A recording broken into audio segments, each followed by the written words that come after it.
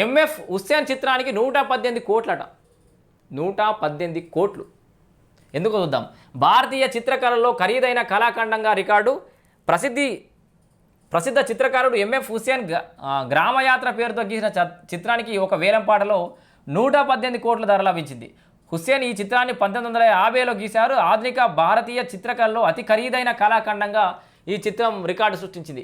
New York నగరంలోని ప్రసిద్ధ వేదిక క్రిస్టీలో ఈ వేలంపాట ఈ నెల 19న జరిగింది. మరో ప్రసిద్ధ చిత్రకళాకారిణి అమృతా షేర్గిల్ 1937లో గీసిన ద స్టోరీ టెల్లర్ అనే చిత్రానికి ముంబైలో 2023లో జరిగిన ఒక వేలంపాటలో 61.8 కోట్లు లభించాయి.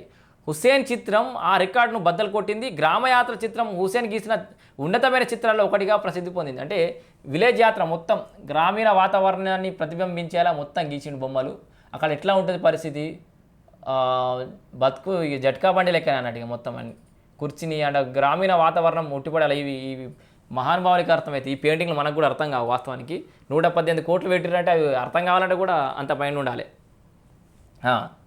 14 అడుగుల కాన్వాస్ కలిగిన ఈ చిత్రం అప్పటికి కొత్తగా స్వాతంత్రం పొందిన భారతదేశంలో గ్రామీణ జీవన వైవిధ్యాన్ని తెలియజేస్తుంది. ఈ చిత్రాన్ని 1954లో నార్వే దేశానికి చెందిన డాక్టర్ లియాన్ ఎలియాస్ వొలోదార్స్కి కొనుగోలు చేసి 1964లో ఓస్లో విశ్వవిద్యాలయం ఆసుపత్రికి అందజేశారు. చిత్రాన్ని అమ్మగా వచ్చిన మొత్తాన్ని ఓస్లో విశ్వవిద్యాలయంలో వైద్య విద్యార్థులకు శిక్షణ ఇవ్వడానికి అయితే వినియోగిస్తారు. సో ఇది ఎంఎఫ్ హుస్సేన్ చిత్రానికి 118 కోట్ల రూపాయలు అనేది ఒక వార్తలాగుంది.